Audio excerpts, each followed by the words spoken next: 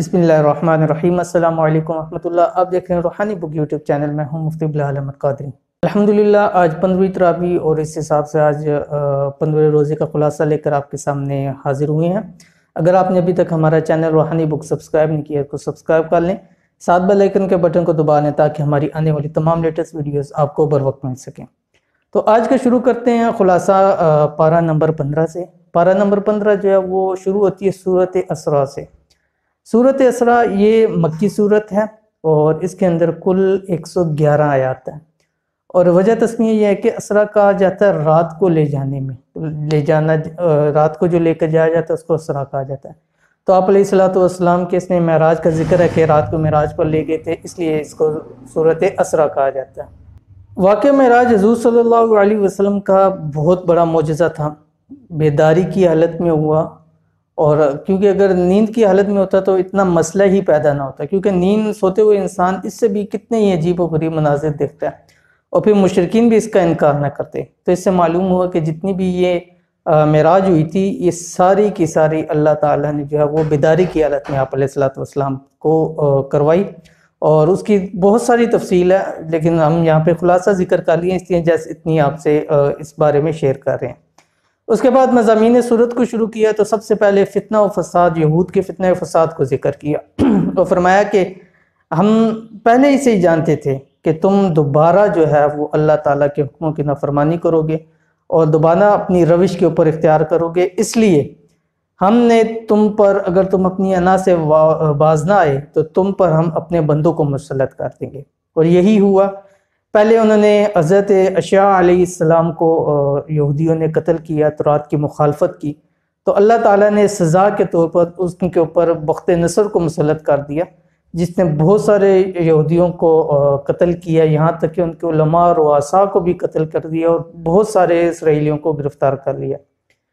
उसके बाद उनकी जब जुल्म हद से ज़्यादा बढ़ा और उन्होंने यहाँ तक कि हज़रत ज़करिया अलैहिस्सलाम और हज़रत याह्या अलैहिस्सलाम को भी उन्होंने शहीद कर दिया। उसके सज़ा के तौर पर अल्लाह ताला ने एक और बाबुल का बादशाह था जिसका नाम खिरदोस है, उसको अल्लाह ताला ने उन पर मुसल्लत कर दिया। फिर आप सल्लल्लाहु अलैहि वसल्लम के ज़माने के अंदर जब उन्होंने अपनी अना और रवायत के ऊपर बरकरार रहे तो अल्लाह ताला ने वहाँ पर भी उनको मगलूब किया और मुसलमानों को गालिब कर दिया, यहाँ तक कि यहूद को जज़ीरा अरब से जो है वो निकाल दिया। और अगर आप मज़ीद करीब के अंदर चले जाएं तो उनकी जो रविश, ज़ाहिर बात है वही रविश आज तक उनकी जारी है। तो हिटलर ने आके उनके साथ जो तबाही की और कितने ही इसराइलियों को कत्ल किया और उनको यहाँ तक कि ज़िंदा जला दिया।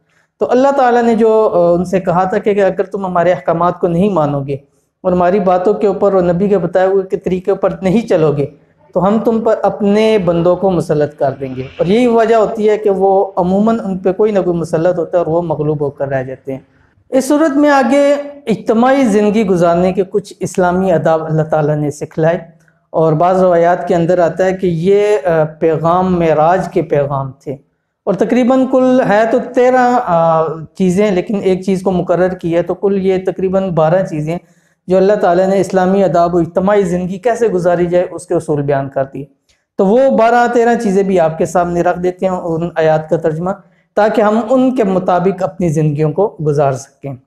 और फरमाया नंबर 1 अल्लाह की इबादत करो, नंबर 2 वालिदैन के साथ भलाई करते रहो, रिश्तेदारों, मस्कीनों और मुसाफिरों का उनका हक अदा करो, नंबर 4 माल को फजूल खर्ची में ना उड़ाओ, नंबर 5 ना बुखल करो और ना इतना कुशादा यानी ना इतना बांटो कि कल को खुद पछताने लग जाओ, नंबर 6 औलाद को मुफलिसी के डर से कत्ल मत करो, नंबर 7 जानदार को भी नाहक कत्ल ना करो, नंबर 8 यतीम के माल में नाजायज़ तसर्रुफ ना करो, नंबर 9 वादा करो तो उसे पूरा करो, नंबर 10 नाप तोल करो तो पूरा पूरा करो, उसमें कमी पेशी ना करो।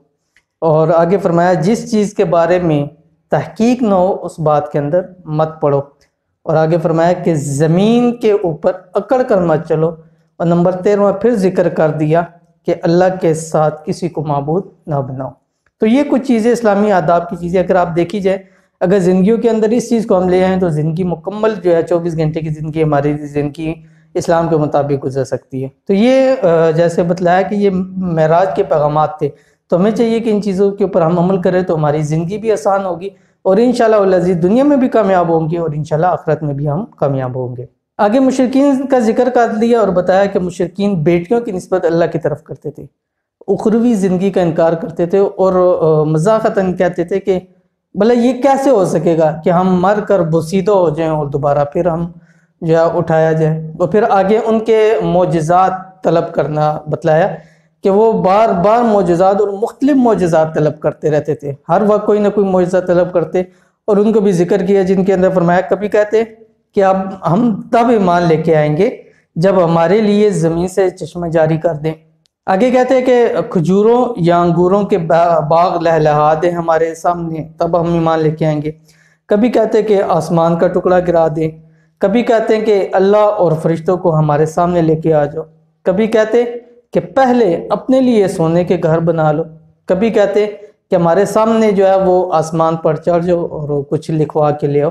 تو یہ سارے اللہ تعالیٰ کے جتنے یہ ان لوگوں کے معجزات تھے، یہ معجزات بھی ذکر کر دی، حالانکہ کتنے ہی معجزات کے اوپر سامنے آئے، چاند کے 2 ٹکڑے ہو جانا اور پانی کے چشمے ابل جانا، کتنے ہی معجزات، سب سے بڑا معجزہ قرآن پاک سامنے آنا، لیکن صرف ڈھیٹھائی اور اناد اور ضد تھی جس کی وجہ سے لوگ ایمان نہیں لاتے تھے۔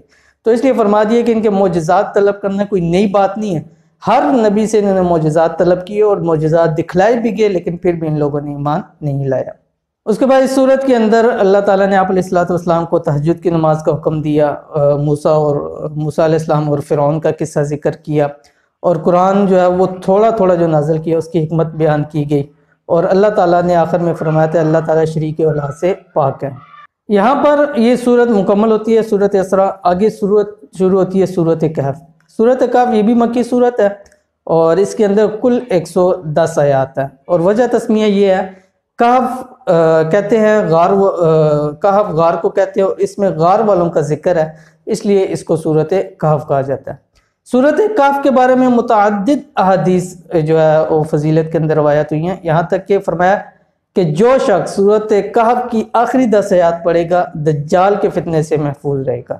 اور یہاں یہ بھی بتلاتے چلوں کہ اس صورت کا زیادہ تر تعلق جو ہے وہ آخری زمانے کے جو بڑے فتنے آنے والے ہیں ان کے حوالے سے ہے، اور یہاں تک کہ ایک روایت کے اندر آتا ہے جو شخص اس کو جمعے والے دن یا رات کو پڑھتا ہے، ایک جمعے سے دوسرے دن جمعے کے درمیان نور ہوگا جو اس کو منور کر دے گا۔ تو اس جیسی بہت ساری حدیث آئی ہیں، اور اس لیے صورت کہف جو ہے وہ جمعے والے دن پڑھی جاتی ہے تاکہ جو سب سے بڑا فتنہ آنے والا ہے دجال کا فتنہ، یعنی دنیا روئے زمین پر اس سے بڑا کوئی فتنہ نہیں ہے، اس سے بھی اللہ تعالیٰ ہمیں محفوظ فرمائیں گے۔ تو اس لیے خاص طور پر جمعے کے دن صورت کہف کی تلاوت لازمی کی جائے۔ اس صورت کی ابتدا الحمدللہ سے ہوئی۔ قرآن مجید کے اندر کل 5 صورتیں ہیں جس کی ابتدا جو ہے وہ الحمدللہ سے ہوئی۔ نمبر 1 صورت فاتحہ، نمبر 2 صورت انعام، نمبر 3 صورت سبا، نمبر 4 صورت فاطر، اور نمبر 5 یہ صورت جو ہے صورت کہف ہے۔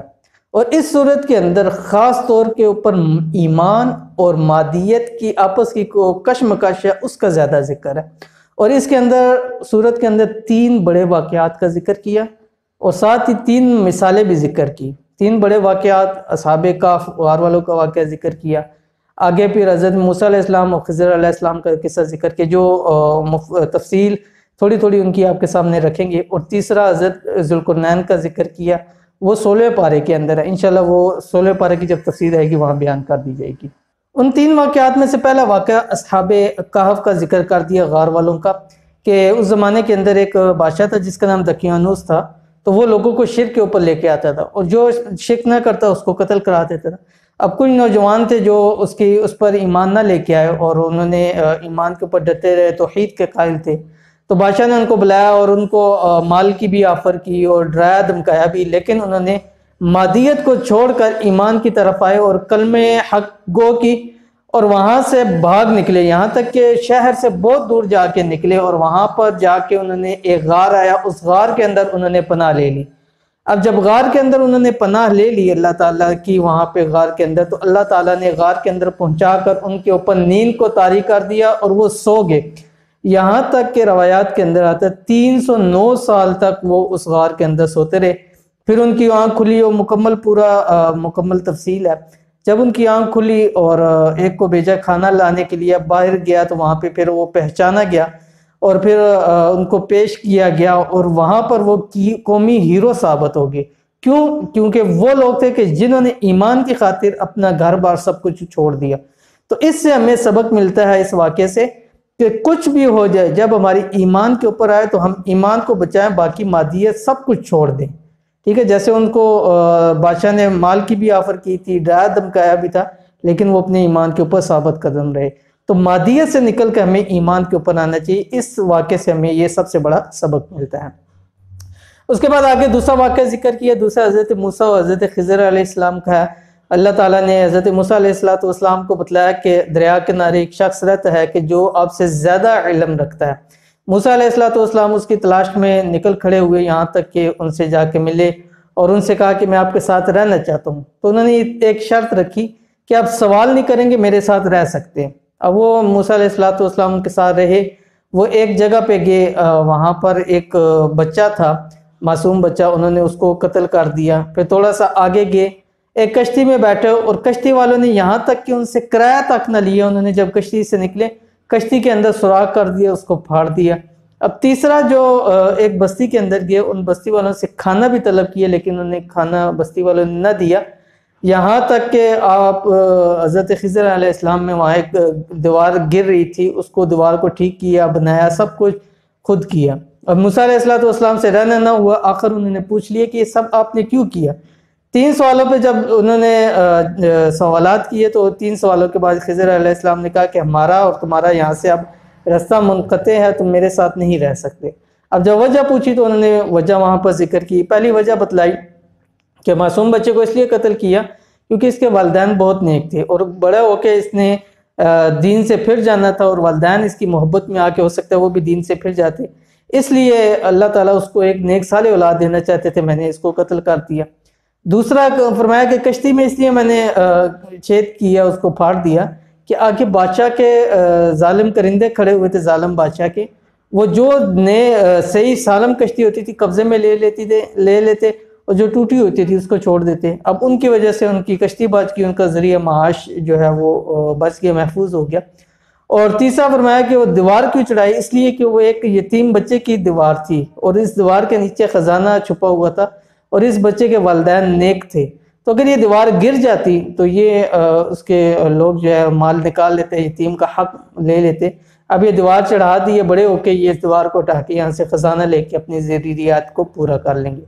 تو ان سب کو سے ہمیں ملتا ہے کہ اگر کسی جگہ کوئی واقعہ ہو جاتا ہے، کوئی شخص جوانی میں مر جاتا ہے یا کوئی حادثے میں زخمی ہو جاتا ہے یا کسی کا چلتا ہوا کاروبار ٹھپ ہو جاتا ہے، کوئی عمارت گر جاتی ہے، تو سمجھ لینے چاہیے کہ ان چیزوں کے پیچھے بڑی بڑی جو حکمتیں ہیں وہ پوشیدہ ہیں، کوئی نہ کوئی ریزن ہوتی ہے کائنات کے چلانے کے لیے، اللہ تعالیٰ نے یہ سارے معاملات کیے ہوتے ہیں۔ تو لہٰذا ان جو بھی معاملات ہوتے ہیں ہر معاملے کے اندر کوئی نہ کوئی حکمت پوشیدہ ہوتی ہے۔ اس واقعے سے ہمیں یہ سبق ملتا ہے۔ اس کے بعد تیسرا واقعہ حضرت ذوالقرنین کا، وہ انشاءاللہ 16ویں پارے کی میں آپ کے ساتھ ذکر کریں گے۔ پھر اس کے ساتھ 3 مثالیں دے دی۔ پہلی مثال دی، اس کے اندر فرمایا کہ قصہ بھی ہے اور مثال بھی ہے کہ ایک شخص تھا، اللہ تعالیٰ نے اس کو بڑی دولت دی تھی، ثمر بار دیے، باغات دیے اس کو، اس کے علاوہ اس کے پاس بڑا مال تھا، تو وہ غرور اور تکبر کے اندر آ گیا اور ان مال اور ان اسباب کو سب کچھ سمجھنے لگ پڑا کہ یہ کبھی مجھ سے ختم نہیں ہوگا، اگر میں مر بھی گیا تو پھر بھی میرے پاس اتنا مال ہوگا۔ اب وہ اتنے غرور اور تکبر میں اتنی اونچائی پہ پہنچ گیا کہ ایک دفعہ اللہ تعالیٰ نے اس کو سزا دی اور اس کا سب کچھ مال بغا سب کچھ ختم ہو گیا اور سب کچھ اس سے چلا گیا، اور وہ بیٹھا ہوا کہتا ہے کہ اے کاش کہ میں شرک نہ کرتا۔ شرک کیا کر رہا تھا؟ حالانکہ وہ اللہ کو بھی مانتا تھا، کیوں؟ اگر وہ نہ مان رہا ہوتا تو یہ بات کیوں کہتا ہے کہ اے کاش میں شرک نہ کرتا؟ تو اس سے معلوم ہوا کہ اللہ کو مان رہا تھا، لیکن جو اسباب تھے ان اسبابوں کو اس نے خدا سمجھ لیا۔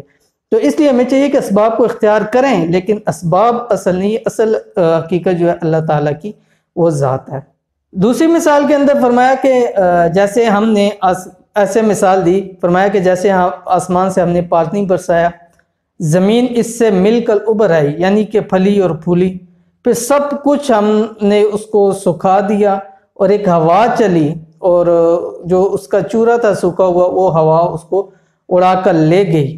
اور کون سی بات ہے کہ جس پر جس کو کرنے پر تیرا اللہ قادر نہیں ہے۔ تو اس سے ہمیں معلوم ہوتا ہے کہ انسان کے اندر جتنی بھی خوشیاں ہیں، جتنی صحت ہے، جوانی ہے، سب کچھ ہے، لیکن یہ سب کچھ عارضی ہے، سب نے ایک دن جو ہے وہ ختم ہو جانا ہے۔ تو لہٰذا یہ جو چیزیں ان پہ ہمیں فخر نہیں کرنا چاہیے، بلکہ اللہ کے حکموں کے اوپر ہمیں جو اپنی زندگی کو گزارنا چاہیے۔